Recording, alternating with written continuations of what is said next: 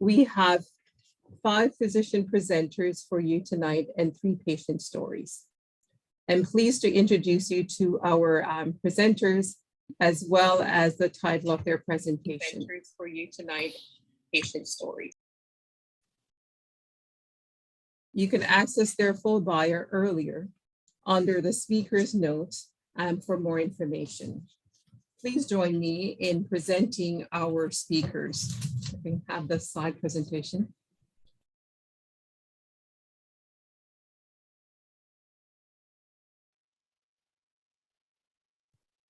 Our first speaker tonight is Dr. Catherine Isaac, presenting on breast reconstruction using your own tissue.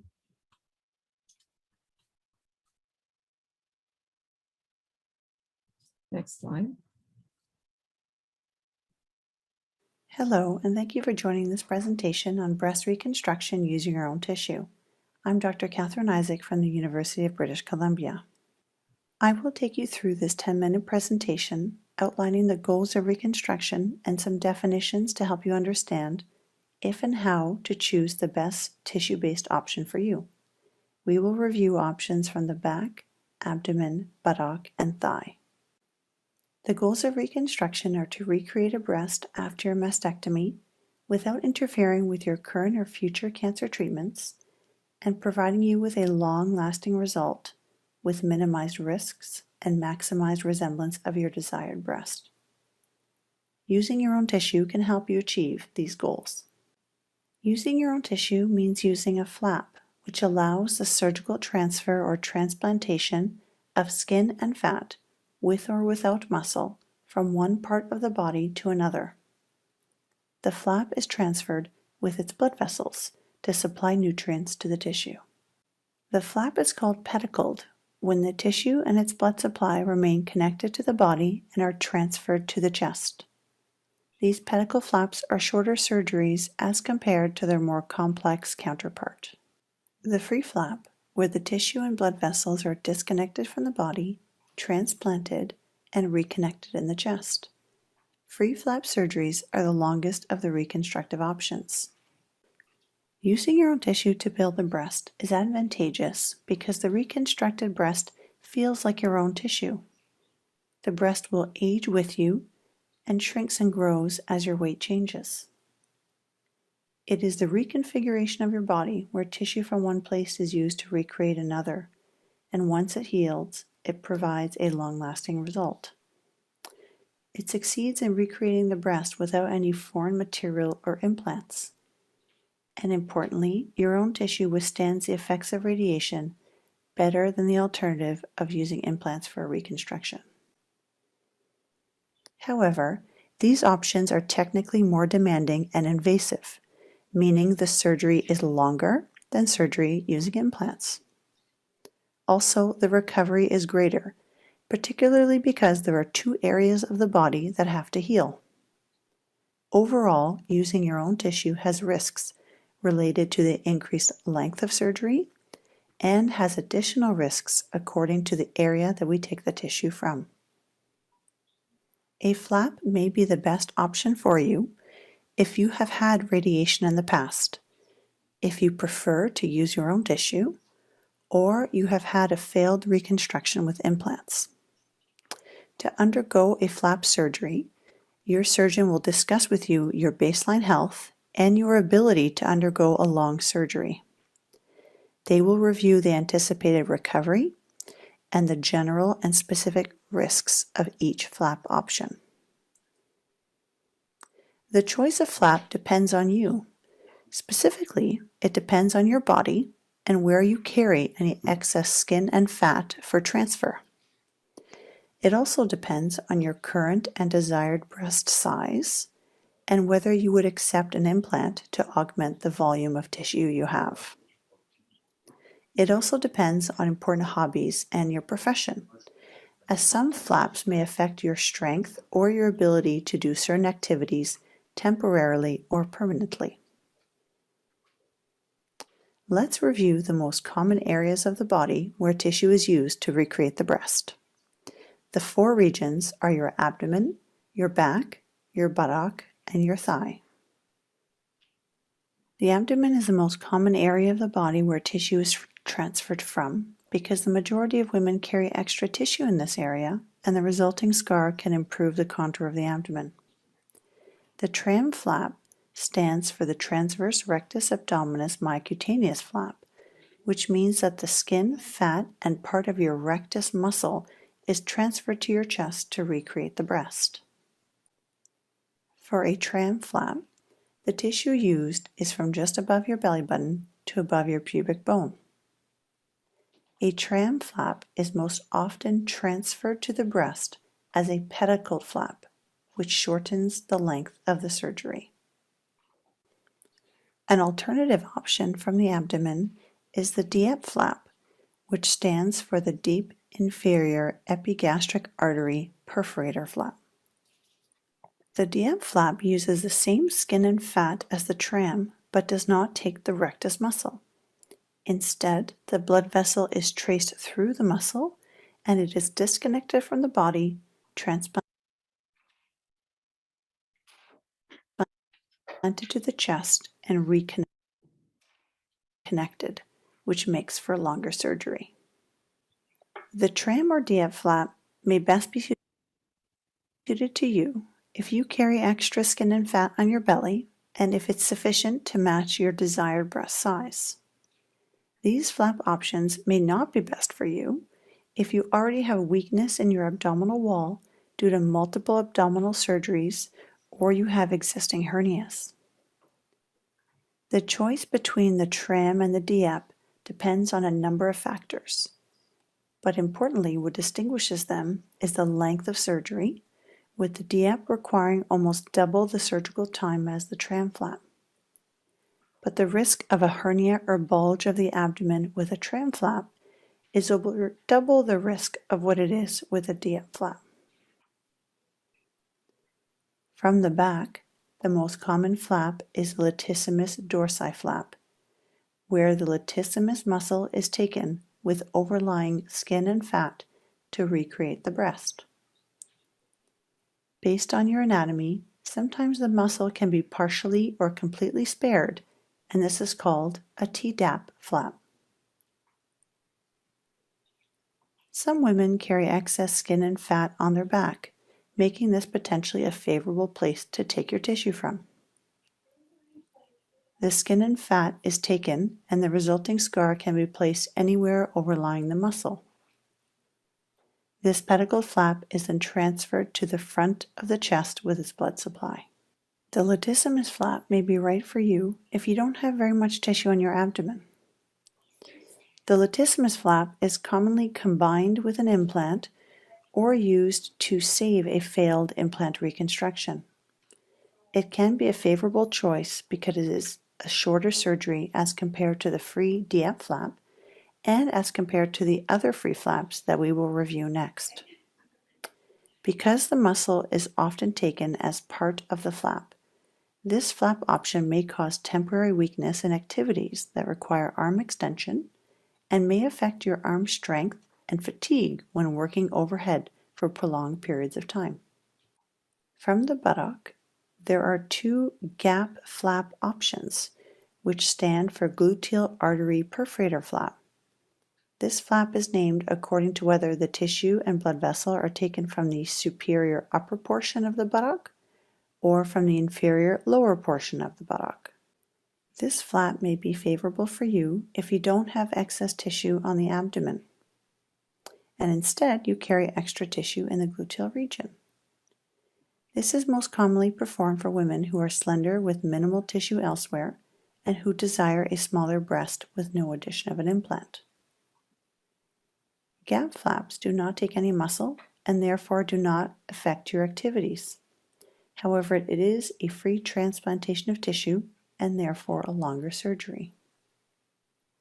Furthermore, the recovery requires careful positioning, and some women may be unsatisfied with the resulting contour of the buttock after the tissue has been removed. Lastly, the thigh tissue can be used as a tug flap or transverse upper gracilis flap, where the inner thigh skin, fat, and gracilis muscle are harvested. The tug flap is similarly more often used in slender women with the desire for smaller breasts. Since the tissue used is near the groin, the recovery can be more demanding with maintained hygiene, and there are similarly risks of difficulty healing and dissatisfaction with the scar and resulting contour. I hope this 10-minute review of flap options has helped to inform you for your future discussion with your surgeon. When thinking of the options, it is important to consider your baseline health, your ability to undergo a longer recovery, and to accept the potential risks of these types of surgeries. I hope this has helped to explain to you how your body habitus, your desired breast size, and the physical demands you have of your own body will influence which flap option may be best for you. Importantly, your preference to avoid or use implants in combination with your own tissue will impact which flap is optimal. Thank you for your attention. I look forward to your questions.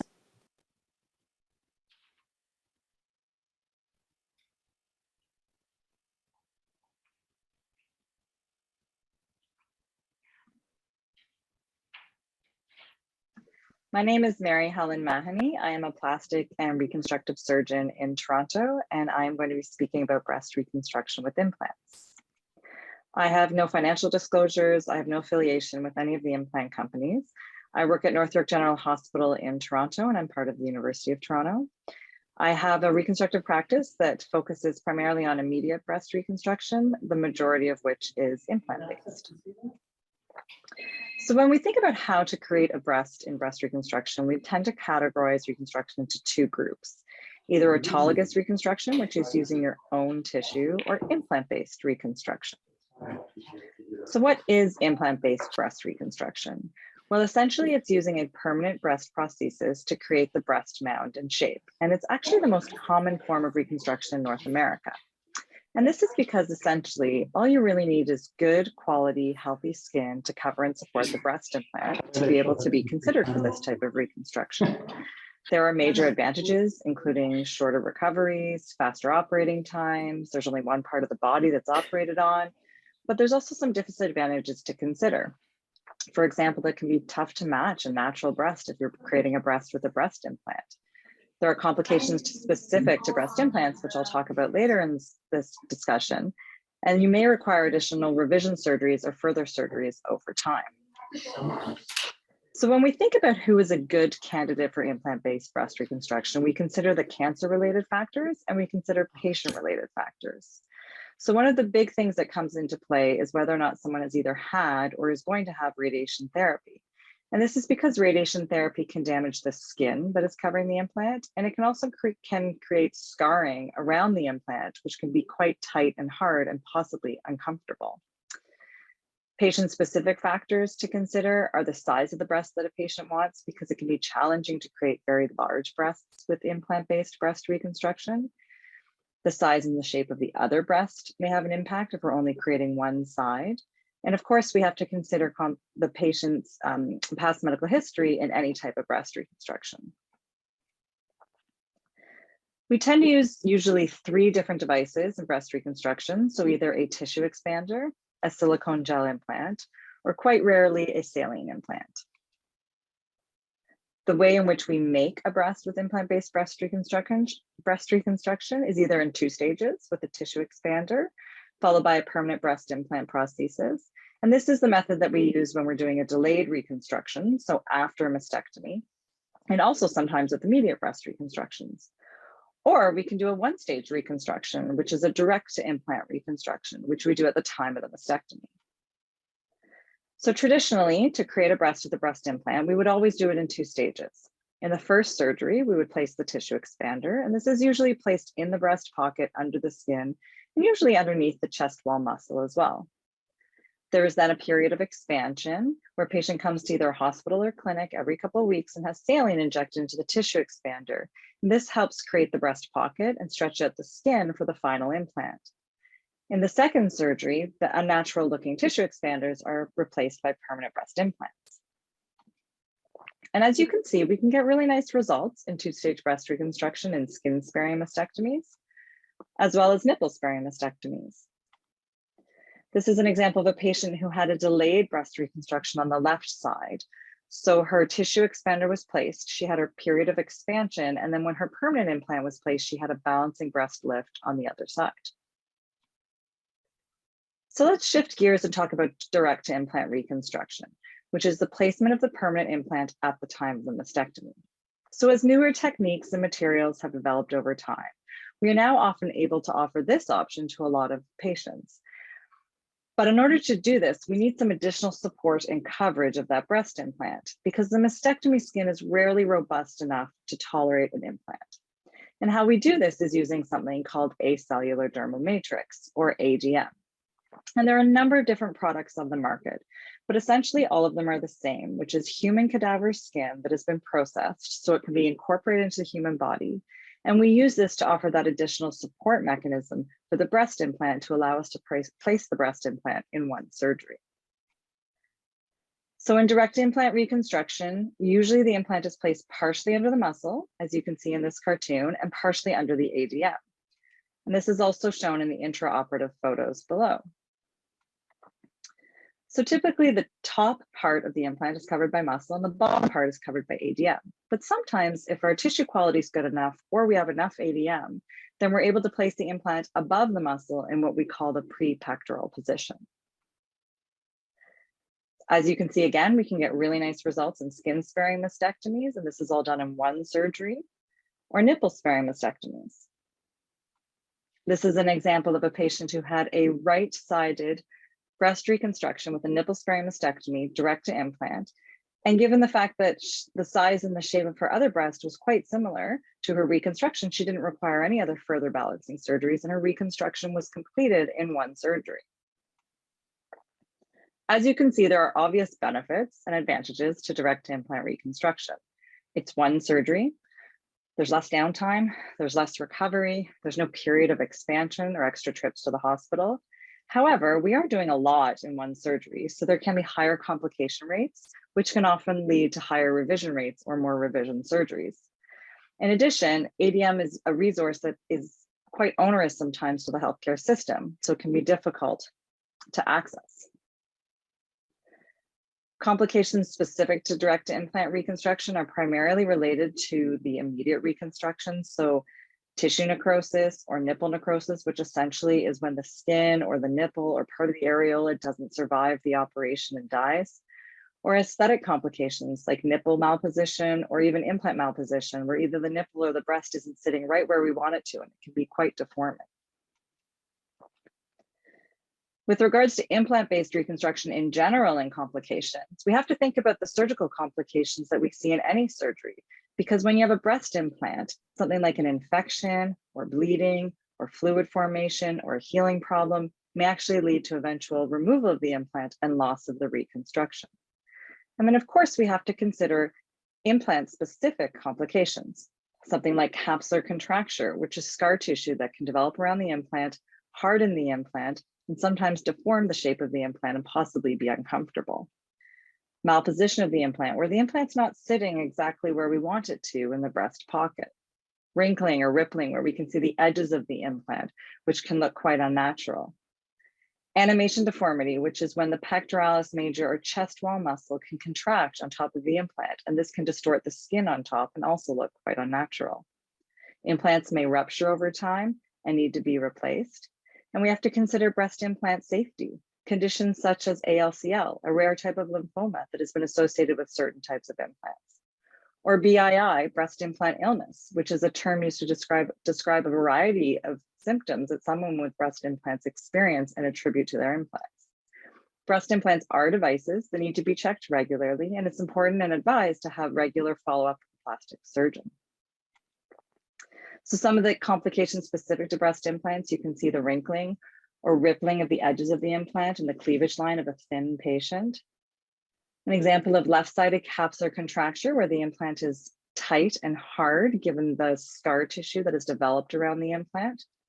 Implant malposition, where the implants are sitting too close together in the midline, which is distorting the shape as well as the nipple position.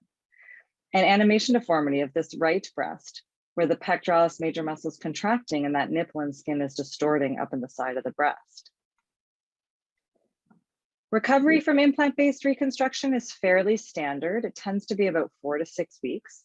The surgery is usually performed as a day surgery, so you can go home the same day. There's usually drains placed, a bra for support, and activity restrictions for about a month. Any second stages or further revision surgeries usually have shorter recoveries. So in summary, in order to perform implant-based breast reconstruction, we need good quality, healthy skin. It can be done in either 2 stages using a tissue expander or in 1 stage in a direct to implant approach. Advantages include the fact that these are faster operations, there's no donor site or anywhere else on the body that needs to recover, and you have shorter recovery times. However, it can be difficult to achieve symmetry in a one-sided breast reconstruction. We have to consider implant-related breast complications, and you may require future revision surgeries or further surgeries over time.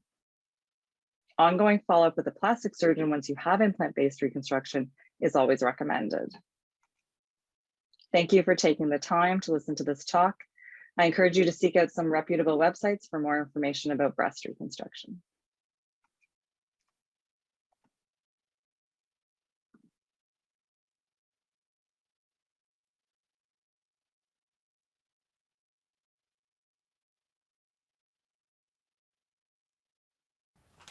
Hi, my name is Bryn. Thank you for letting me share my story with you this evening. I'm really hoping that in doing so, I'm able to answer some questions and possibly alleviate some anxieties you might be feeling.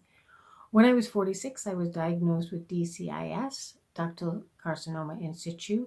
It was a diagnosis that was completely unexpected for me. At that time, I opted to have a mastectomy followed by chemotherapy, and then my goal was to return to my life as I knew it as best as possible. And so what that also meant was that I chose to not have any reconstructive surgery at that time. So I'm back at work and I have my prosthetics and I'm doing my best that I can to have a routine and live my life to its fullest. You know, life goes on. But I have to be honest with you that it all wore a bit thin sometimes. I was a very large-breasted woman and my prosthetic was unwieldy. It was hot in the summer. It was large and heavy and it felt often very cumbersome to me. I also found that the disparity between the 2 sides of my chest was quite unsettling. It was a constant reminder to me of the changes that I had experienced and continued to experience. So unfortunately, or perhaps fortunately for me, I developed 3 large abdominal hernias that required repairing. When I met with my surgeon, she asked that I go speak with a surgeon who was familiar with reconstructive surgery to understand what my options were. My surgeon was concerned that she would be closing the door to any options that I might want in the future, and she had no agenda. She just wanted me to explore that.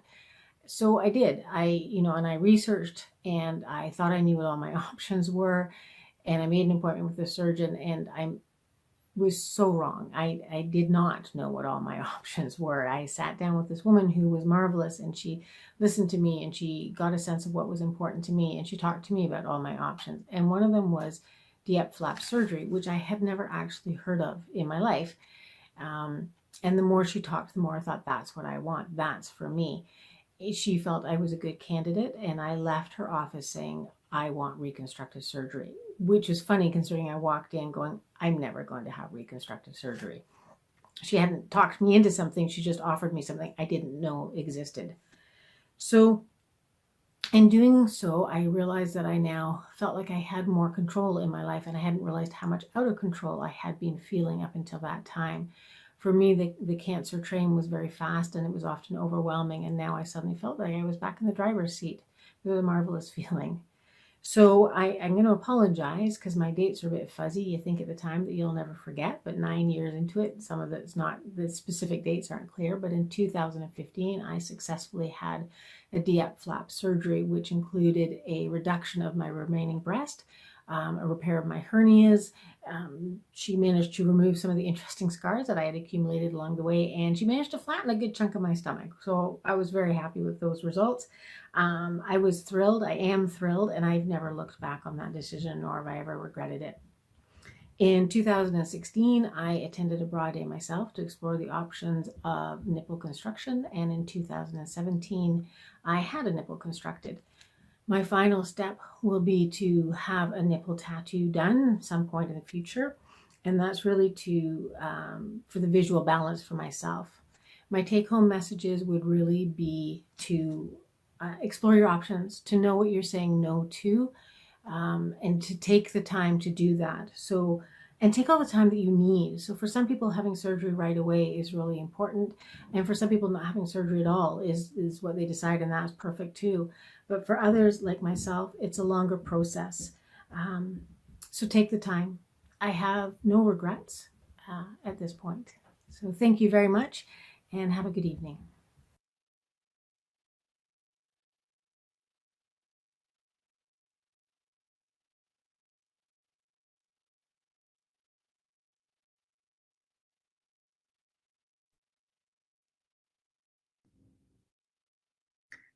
Good evening. I would like to thank the organizing committee for including me in this year's Broad Day and everyone for attending. I will be discussing the benefits of radiation versus breast reconstruction, why radiation cases can be so challenging, some of the approaches we use to address radiation effects, and some of the messages I'm hoping you'll take home with you tonight. There is no doubt that radiation plays an irreplaceable role in decreasing breast cancer recurrence rates. For certain cases, radiation is part of breast conservation therapy that allows patients to keep their breast and have comparable survival rates to mastectomy. And indications are increasing. Therefore, more and more patients will be receiving this very important adjuvant treatment. Breast reconstruction, on the other hand, is well established to improve the well-being and quality of life as reported by the patients themselves. For lumpectomy patients, this is done by preventing or correcting deformity, and for mastectomy patients by helping them restore their breast using an implant or a flap. So patients and treating team members constantly weigh the benefits of radiation versus reconstruction as they're trying to make a decision about this topic. There's a constant challenge because of the effects of radiations on tissues, the timing of the one as it relates to the other, and the lack of definitive guidelines. Every patient is different depending on what they can have, what they should have, and what they would like to have. The short-term effects of radiation can be seen here: burn-like symptoms, swelling, redness, dryness, ulceration, whereas with time, this can get worse with hyperpigmentation, telangiectasias of the skin, scarring changes, fibrosis to muscle fat. As a result, muscle shortens and fat atrophies and skin becomes thinner. With lumpectomies, there can be volume changes, divots, deformities, asymmetries, and overall tissue is fragile. There's poor healing capacity. It's susceptible to infection. Changes evolve over time and they're permanent. With respect to the effect on tissue expander and implants, we can demonstrate in this case. This patient underwent bilateral skin-sparing mastectomies. She had tissue expanders placed under the muscle. She went on to have radiation on the right, then exchanged to the implants and fat grafting. She's 3 years out, and what we can see is that around the device, there can be some atrophy of the tissue. There's capsular contracture, tightening of the capsule around the implant, and with it being under the muscle, it is proposed that the shortening of the muscle is causing this upward migration. The tissue is vulnerable to dehiscence and infection. There can be asymmetry, compromised aesthetic outcome as defined differently by everyone, and need for multiple revision surgeries. The worst case scenario is loss of the reconstruction. Flaps are more durable, but they're not invulnerable. We still have to make sure that in the setting of immediate reconstruction, for a flap that will get radiated, we avoid certain effects, such as compromised blood supply and fat atrophy. So that can happen because of technical issues with the flap, or the radiation itself can cause the atrophy and the necrosis. There can be contour deformities, volume loss, shrinkage. This can evolve with time, and there can be need for revision surgery as well. This is a flap a month after radiation, 6 months after radiation, appreciating how the volume gets smaller. With respect to the timing, there can be challenges for lumpectomy and mastectomy. Traditional teaching and common practice dictates that in delayed reconstruction, we want to offer patients on tissue options and combination of implant with tissue for softer results. In the immediate setting, we often advise patients to consider delayed reconstruction in certain cases because of concerns of delaying delivering radiation if there's a complication from surgery, compromised aesthetic outcome, increased need for revision surgery, and some also will discuss that there may be an effectiveness issue with delivering radiation if there's a flap or an implant in place. However, there's no evidence to date to suggest it. Furthermore, there's a wide spectrum of data that is often contradictory in terms of what the best approach is. The lack of treatment recommendations from main national bodies and access to and practice of breast reconstruction centers can vary. However, breast radiation therapy and reconstruction techniques have evolved significantly. There are risks and benefits with every approach, and those need to be clearly explained to the patient so that they know what to expect. Their perspective is very important. They can be overwhelmed as they're trying to decide, and patient-reported outcomes on the quality of life should be significantly represented in decision-making process. When we see patients with lumpectomy or mastectomy deficits waiting for a long time to be seen and treated, it's difficult for us to not think what we could have done for a patient in the immediate setting if they were a good candidate, and therefore this needs to be considered. How can we address the challenges of radiation in lumpectomy patients? In the immediate setting, we want to prevent lumpectomy deformity. The main requirement is the collaboration of surgical oncology and plastic surgery to identify patients who will benefit. Plastic surgery techniques associated with reduction, local rearrangement, and tissue from the armpit can be used. This can be offered by the trained surgical oncologist or with a plastic surgeon. The balancing can take place at the same time or later time. Our ultimate goal is to help the patient avoid the lumpectomy reconstruction waiting list. For example, in the immediate setting, this cancer can be treated with a reshaping of the breast, a balancing reduction, and following radiation 2 years later, there's minimal deformity and better symmetry. Whereas in a patient like this, there's deformity, asymmetry, pain, and furthermore, hesitancy on our end to operate. However, a breast reduction can take place and address some of these issues. For mastectomy patients, there are strategies for implant-based reconstruction. The timing needs to be carefully considered when radiation plans are known. The body habitus, the options for flap need to be assessed, but the patient preferences as well. They may have tissue, but they may not want to go through long, complex procedures. So we can offer direct-to-implant with ADM. This is a skin substitute that is proposed to thicken the skin envelope and resist fibrosis. There's also some early data suggesting that placing a device above the muscle is better than below the muscle because of that lack of contracture and shortening that can happen and cause capsular contracture. Irradiating the expander versus the implant can also be discussed. It can often vary from center to center and surgeon to surgeon, but there can be comparable results for both. We can combine a flap with an implant as well. No matter what strategy we use, we need to make sure that we set the expectations for the patient, and the need for revision surgery needs to be discussed. If revision surgery needs to happen, the release or excision of the capsule around the implant is often done because of capsular contracture, which is the #1 complication. Implant pocket exchange, implant exchange in itself, and then fat grafting almost always. We may need more than one session. It's proposed to soften the fibrotic tissue, and the way we do it, we harvest fat, we process it, and inject it back to the patient. It can be challenging in densely fibrotic tissue and radiated tissue. And then in severe cases of problems, we have to consider converting to tissue or combination with tissue. So I will show you some cases where these strategies have been followed. In the first case, we had a patient with skin-sparing mastectomy, expander at the time under the muscle, and then radiation was not expected.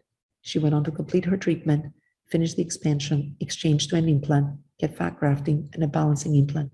She's 5 years out without significant capsular contracture. In the middle case, there was left-sided breast cancer. The patient was BRCA positive. She wanted bilateral mastectomies, and we anticipated radiation. She had tissue, but she did not want to go through a complex procedure. So we offered implants above the muscle with ADM coverage, and these 3 years out, she has not required any fat grafting sessions. The last case, slim patient, history of radiation, mastectomy. She wanted implants. We did some fat grafting sessions, then expander, then implant. It took 4 surgeries and 2 years to complete this. When we need to convert to a combination with tissue, we can use skin and fat without muscle or with muscle from the back. An example of a latissimus dorsi muscle flap, a case of delayed breast reconstruction with tissue expander to implant in radiated field that ended up having dehiscence. And then I converted to a latissimus dorsi flap for better soft tissue coverage and better central projection with the implant. For the flaps, it's critical that we protect the blood supply. If that's compromised, that can be the onset of fat necrosis and distortion. So cautiously harvesting tissue, choosing the most suitable blood supply can be key, as well as resecting any compromised tissue as indicated by devices we have in the operating room. We can also reduce the other side if it's unilateral to avoid large flap transfers. It's critical to discuss with radiation oncology to plan appropriately, and then consider delayed immediate reconstruction. If doing a flap is risky, maintain the breast skin envelope by putting a temporary expander or implant and then coming back for the flap when the radiation is complete. There's no question about the fact that this is a challenging topic and a challenging decision the patient has to make. We need to follow a multidisciplinary, evidence-based, patient-centered approach. The treating team members must be on the same page. We need to explain to the patients the risks and benefits of radiation versus reconstruction, immediate or delayed, the different tools in our box to address issues, and ultimately help the patient decide what's best for them. The ultimate goal is to treat the cancer and offer the patient the best result. Often the patients need to advocate for themselves. What we're hoping we're doing for you tonight is give you knowledge, which is power. Request a consult with a plastic surgeon, and when one is not provided to you, immediate reconstruction can be of benefit, and you need to consider it. Careful selection of candidates, both for lumpectomy and mastectomy, is key to a successful outcome. Thank you very much for your attention, and again, thank you for inviting me tonight.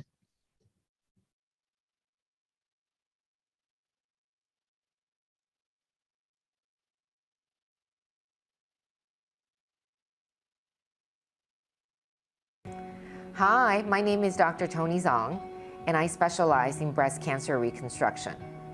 I'm here to talk to you today about preventative mastectomy, the indications and options. If you're watching this video, it's probably because either you yourself or you have a family member or a close friend who has been affected by this disease. So for the next 10 minutes, I hope to give you enough useful information to help you make a decision about whether or not preventative mastectomy is the right choice for you. Preventative mastectomy or prophylactic mastectomy is the surgical removal of one or both breasts. We do this because we know that the single most effective way to reduce a woman's lifetime risk of developing breast cancer is using surgical removal of the breast method. Preventative mastectomy is used in women who belong to the highest category of developing breast cancer in their lifetime. These groups include 1. Patients with the BRCA1 or 2 gene. They have upwards of 50% risk of developing breast cancer in their lifetime. 2. Patients who have been diagnosed with other hereditary cancer genes such as ATM, TP53, or CHEK gene. 3. Patients who have a strong family history, and that includes women who have had first-degree relatives develop breast cancer before the age of 50 on either the maternal or the paternal side. And lastly, the group of women who have had radiation to their chest before the age of 30. Surgical removal of your breast is the single most powerful method to reduce your risk of developing breast cancer.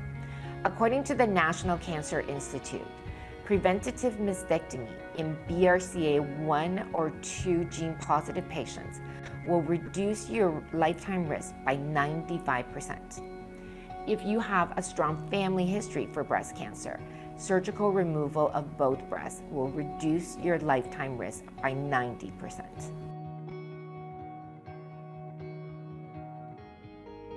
Having a preventative mastectomy, that being said, never guarantees that you will never develop breast cancer in your lifetime. Even the most complete and meticulous mastectomy can only remove about 90 to 95% of your breast tissue. You have to keep in mind that breast tissue can be found in other places other than the breast, like in your armpit, can be found even on the upper part of your abdomen or even above your collarbone.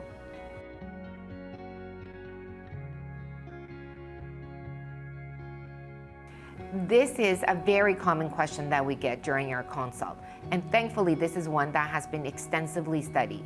In all of our studies, we find that in women who have had breast cancer on one breast, the contralateral removal of the other unaffected breast does not seem to give you any survival benefit in women who are not gene positive. When I evaluate my patients to help them develop on a surgical approach, I take these 3 considerations into my decision-making process.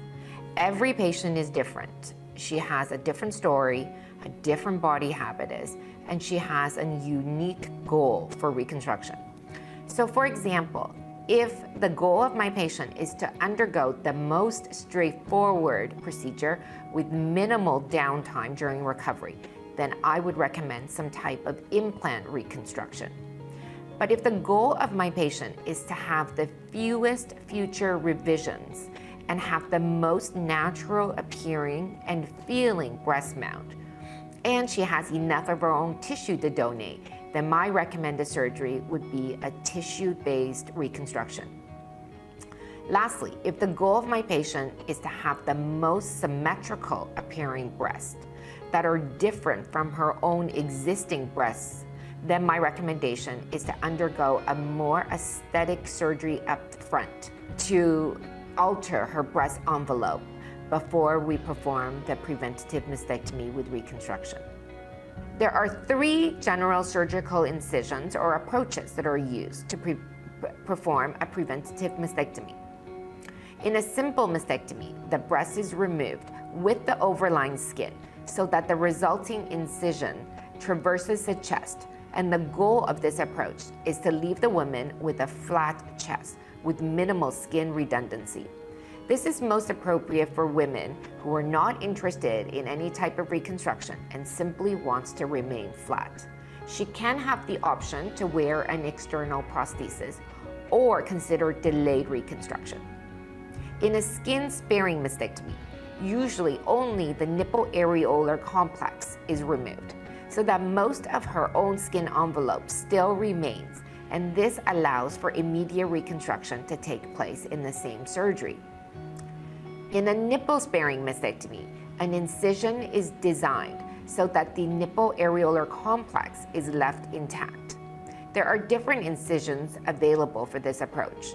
The most hidden and concealed incision is one that's placed along the inframammary fold and lateral mammary fold of the breast, so that the incision is completely hidden in the undersurface of the breast. This is case 1. This is a 42-year-old female who wished to undergo only one surgery for preventative mastectomy and immediate reconstruction at the same time. And she has a very nice symmetrical preoperative appearance, and she wanted minimal modification to her breast mount. So this is her before and after. Before on the left and after is on the right. She underwent nipple-sparing mastectomy using periareolar incisions, and we performed bilateral preventative mastectomies with immediate reconstruction using one-stage direct-to-implant assisted with acellular dermal matrix. Case 2. This is a 30-year-old female who wished to have a larger and more augmented breasts following her bilateral nipple-sparing mastectomy and reconstruction. So this is her before and after, and we performed bilateral nipple-sparing mastectomy through inframammary fold incisions, and we performed bilateral tissue expanders. At a second stage, she had her tissue expanders replaced with implants. This way, it allowed us to expand her existing skin envelope and accommodate a more augmented look. Case 3. This is a 45-year-old female patient who wanted to have significantly smaller breasts, and she also wanted to have a lift to her existing breast mounts. So this is her before and after. So we performed bilateral skin-reducing mastectomies using a WISE pattern skin incision, and we performed direct-to-implant assisted using her own de-epithelialized skin. Case 4. This is a 58-year-old female who wanted to use her own abdominal tissue for bilateral preventative mastectomy and immediate reconstruction. And in her case, we were able to do this through nipple-sparing mastectomy incisions and immediate reconstruction using the DIEP flaps from her abdomen. And this is her before and after. So what can you realistically expect after you've had your preventative mastectomy and immediate reconstruction? Well, I think what's realistic and effective is that you've just reduced your risk of future breast cancer development by 90 to 95%. In addition, there is no more need for any more high-risk screening like annual mammograms, ultrasounds, or MRIs. However, the downside is, after a mastectomy, you will forever have reduced sensation in the breast, and there's no more erogenous sensation in the nipples.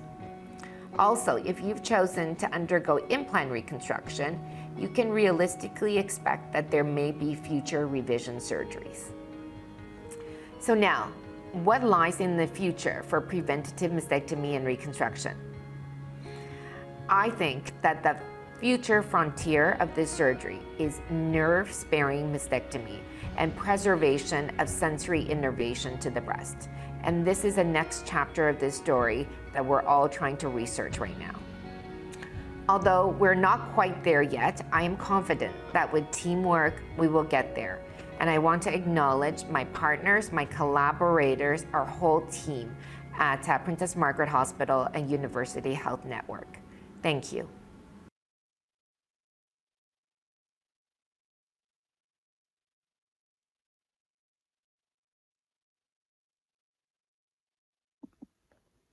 Hi, my name is Evelyn, and I'm really happy to be a speaker here at Bra Day this year. I wish that we could be here in person. It's a hard journey that you're on, and you probably have lots of questions and hard decisions to make. If we were there in person, well, A, they couldn't yank me off the stage quite as easily as they can just to shorten my video.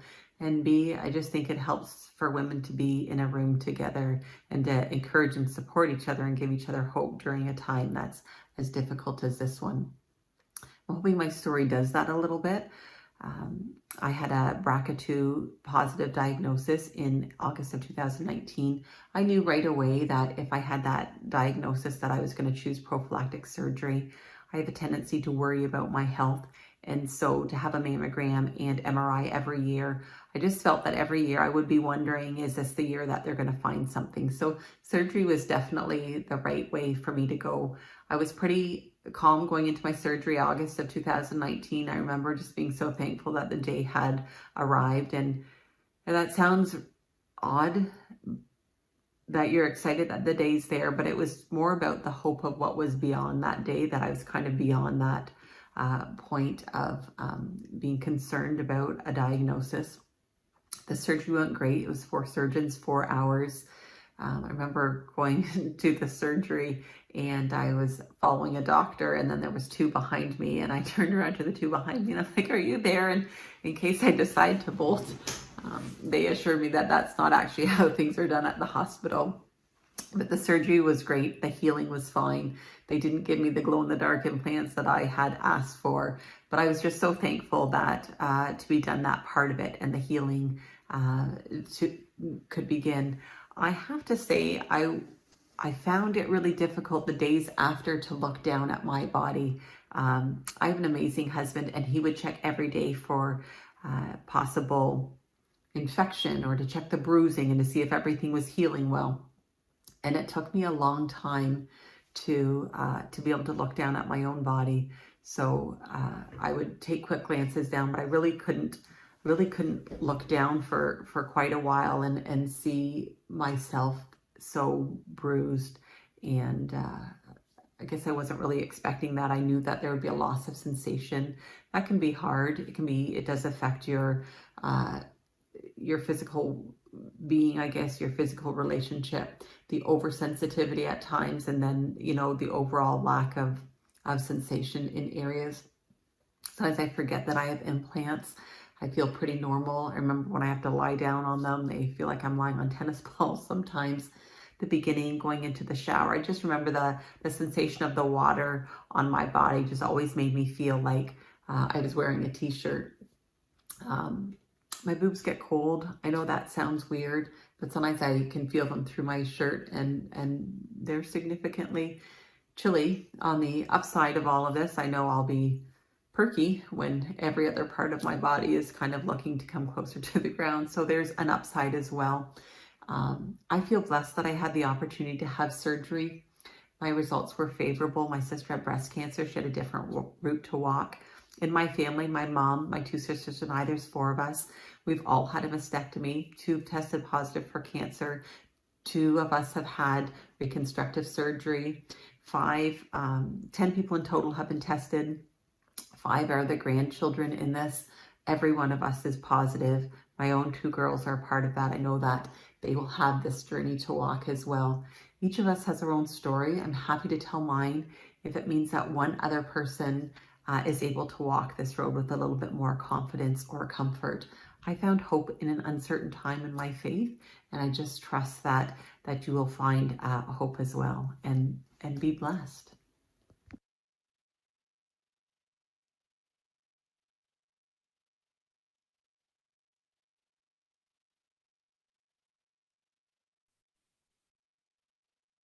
I'm Dr. Mitchell Brown, a plastic surgeon at Women's College Hospital, and it's my pleasure to welcome you to Broad Day and to talk to you today about different techniques and methods that we use to refine the outcome in breast reconstruction.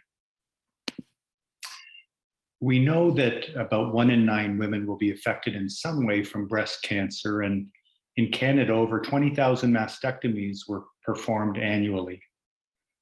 In the year 2000, it's amazing that only 1 in 10 women were told of their options for breast reconstruction at the time of breast cancer diagnosis. And fortunately, we've made great strides over the last 20 years through advocacy, education, and access programs so that today, most women are told of their options so that they can make an informed and educated decision about what is best for them at the time of undergoing a mastectomy.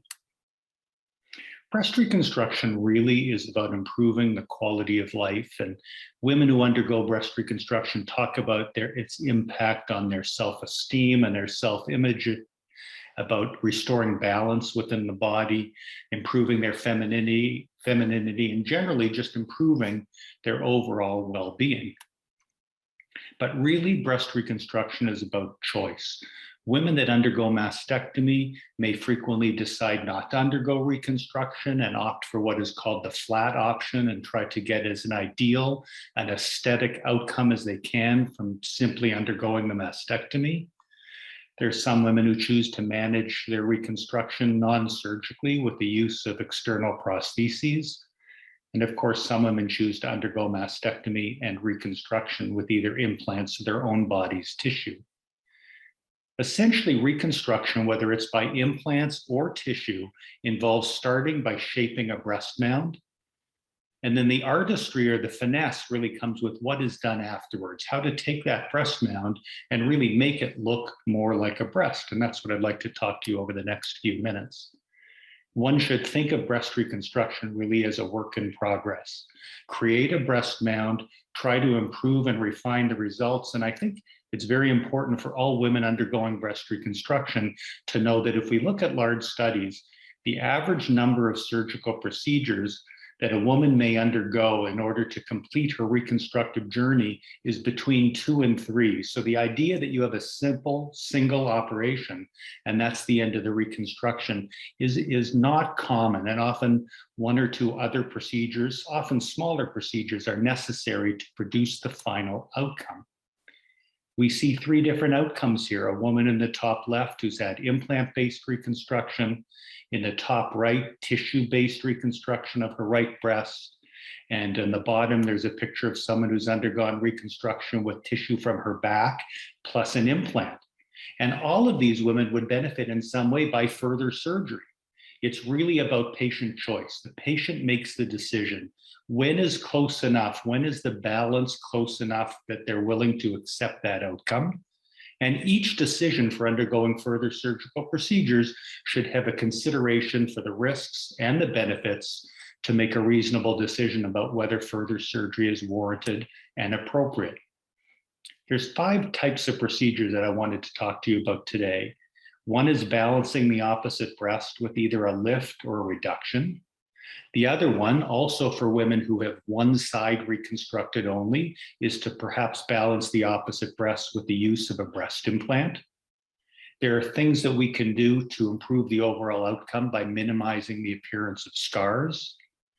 Fat injection plays a major role today in refining our outcomes. And of course, reconstruction of the nipple and the areola can be very important in order to create a result that looks like a normal and natural breast as much as possible.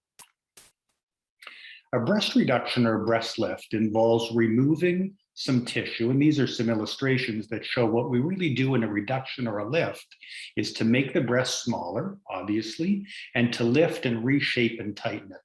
So you can envision certain circumstances where a woman may undergo reconstruction of one breast.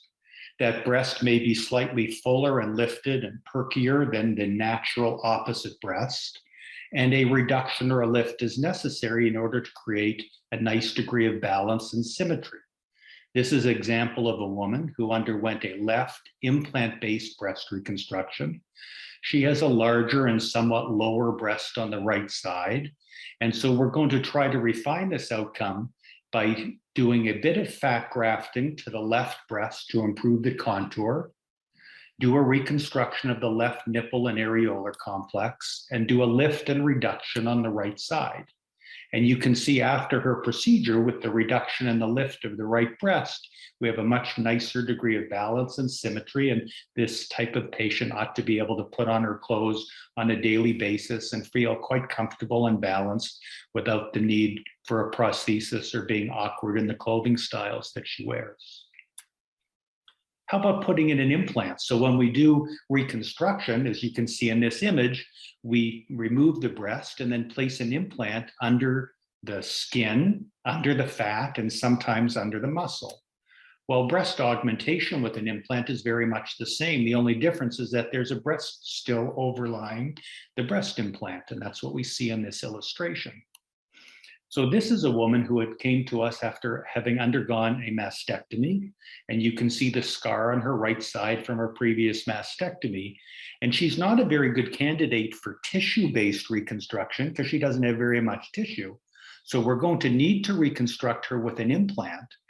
And even the smallest implant isn't going to really match and balance to her natural opposite breast. So this is the type of situation where we'll do implant-based reconstruction on the affected side, and then we can place a small implant on the opposite side for symmetry and balance. And that's what we've done here, where we have an implant reconstruction on the right, and then a small, naturally augmented breast on the left side with a small implant. How about scar management? So this is a young woman who underwent mastectomy. We can see her natural breasts in the before picture. And then she's undergone a skin lifting type of mastectomy with immediate reconstruction with breast implants. And we see what her scars look like that we've used for her reconstruction right after surgery. And if we look at that a year later, those scars look much improved. They're not where they're going to be, but they're improved. And so managing scars is a critical aspect to breast reconstruction and to final outcomes. And the number one issue is time. Time heals all scars. And if we're patient, the scars will improve, the redness will fade, the scars will soften and flatten and become better. But there are things that we can do to speed that up. There are silicone gel tapes and bandages that can be used to help to improve scarring. Vitamin E taken both orally and topically can be helpful. There are a whole variety of different scar and scar care products that are sold over the counter or in medical offices to improve scars. And of course, there's a variety of laser technologies that can be used to improve scars. And so scarring and the improvement of scarring very much creates a nicer, more natural aesthetic outcome for a final result. One of the most unique things that we do today is injecting fat. And the nice thing about fat is we all have it, and most of us have it in some areas of our body that we're happy to see it be redistributed and removed from one area and placed in a different area. And fat can be used to contour edges of reconstruction, to camouflage the edges of implants, to add volume, maybe to augment the nipple, and certainly to improve lumpectomy deformities. This is a very nice young lady who had undergone reconstruction with a breast implant. And she has an area in the upper portion that still looks quite unnatural. There's a step off or an indentation between her mastectomy defect and the implant. So by taking a small amount of fat, placing it in the upper portion of the breast above the implant, and reconstructing her nipple and her areola, we create a much more natural aesthetic outcome. This is a woman who came to see us that had had implant-based reconstruction, was unhappy with her results, and was hoping to have something made more natural. So instead of taking the whole thing apart and trying again, we can leave her implants in place, simply place a large amount of fat over top, and we get a result that starts to look much more natural. It no longer looks as much like an implant, and it looks more like natural tissue. And this is an example of a woman who had undergone reconstruction with implants placed on top of the muscle, subsequently had to have radiation therapy, which created this unnatural visibility and rippling on her left side. So by leaving the implant there and simply placing fat, we A, can help to heal some of the radiated tissue, and B, make a result that looks more natural, so we're not seeing the edges of the implant in a way that we were before. The final thing is, what about nipple and areola reconstruction? And really, it finishes the reconstruction. It can help to hide and camouflage scars. Of course, it's a visual thing, not functional, but it really completes the look of the breast. And you can do reconstruction surgically, either with grafts or little local arrangements of tissue we call flaps. You can also do non-surgical reconstruction with the use of creative tattooing. This is a type of flap where we have a breast mound. We're going to elevate that small amount of tissue and wrap it to make it look like a natural nipple. It has the unique title of being a starfighter flap, and we can see why that's the case. But you can see that the tissue's been elevated, rotated, and made into a nipple. And then you can tattoo that and make it look like a very natural nipple and areolar complex without a visible scar being noticeable. This is doing the same thing with a little graft of tissue from the opposite nipple. That's what it looks like at a week afterwards. It eventually heals and starts to become more natural. And this is the beauty of a three-dimensional tattoo where there's no reconstruction at all. It's simply a tattoo that's made to look like an areola and a nipple.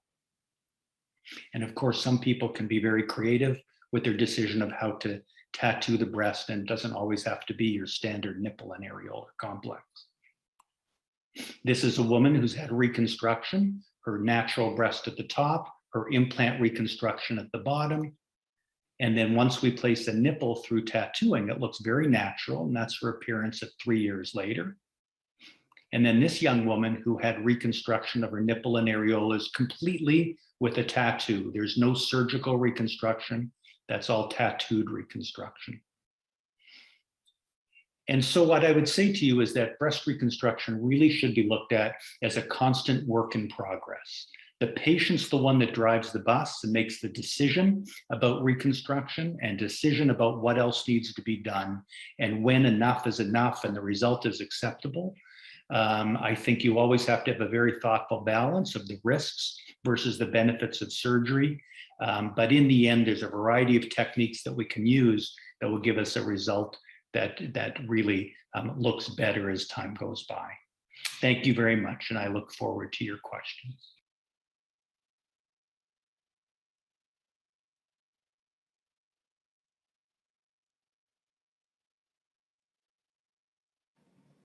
Hi, my name is Tanya. I was diagnosed with breast cancer January 2018. Early in 2018, I went through chemotherapy, followed with a mastectomy in July. In September, I started my radiation for 4 weeks and was really happy for it to be over in October. I gave my body some time to heal from radiation, and I went to see a plastic surgeon early 2020. I found that his team was very helpful, and the patient care and just being there with me and my decisions was what I needed at the time. I decided at the time, because I don't have kids currently yet, to really get a silicone implant. So I really wanted to do that for now, but was looking into other options later. But that doesn't mean that I automatically just put a silicone implant in my chest after a mastectomy. There's a process. So first of all, I had fat grafting done in August 2020, followed by placing an expander in my chest in September. From October 2020 to March 2021, I had follow-up appointments where I would slowly expand by filling the expander up.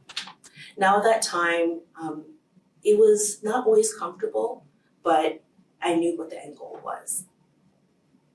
So in April, April 2021, just a month after, I was able to switch the expander for an implant. And the healing process was pretty good. And about after a month after, I felt myself, my mobility, I was able to do jumping jacks. I was really comfortable in my body. And as I mentioned, I decided to really look at doing a silicone implant right now. And then maybe after kids, look at other options that are more permanent. So this was my temporary solution for me to just feel myself. And I was never looking for perfection. I was really looking for something that felt really good for me. I really hope sharing my story will help you guys with your decision that you have to make in the future. Thank you.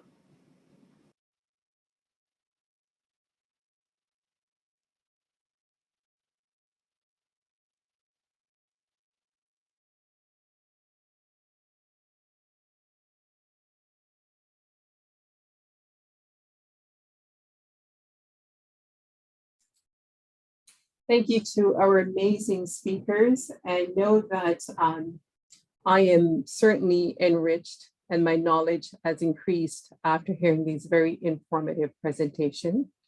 I hope that you are more informed, aware, and empowered to make the decision that you need, and also encouraged by our patient stories and encouraged to look for resources and information needed as required. Thank you to all of our amazing speakers. Well done. Some quick housekeeping. If you have any questions for our physician presenters, please save your questions for one of our concurrent session A and B, where physician presenters will also be presenting. For our three patient presenters, Bryn, Evelyn, and Tanya, you can join us after this session in the patient story Q&A session, just by clicking on the session link after this session.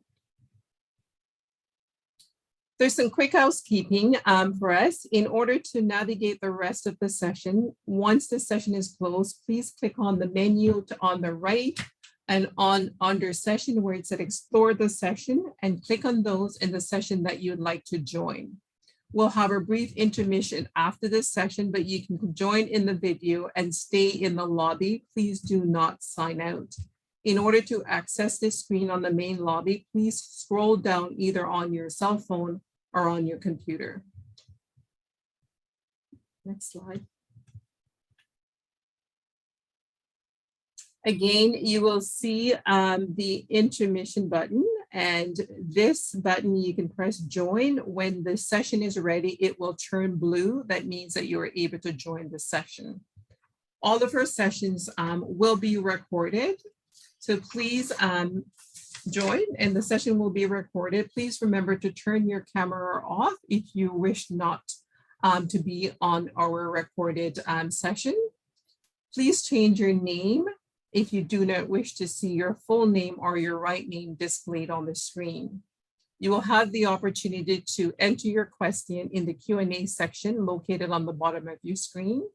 And once your question is entered, it will be presented to our panelists via the moderator.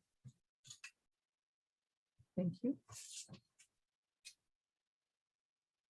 And again, I encourage you to go on to the speakers section and review our biographies of our amazing presenters just to learn more about them.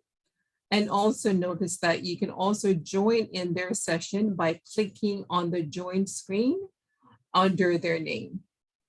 Thank you.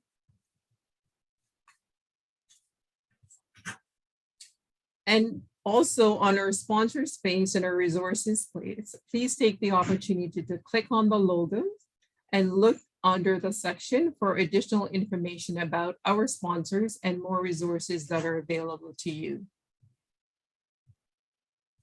Next slide. If you need help, please click on the help desk page or enter and send an email to bra.day@wchhospital.ca, and our trustee IT team will be available to answer your question and to navigate you accordingly.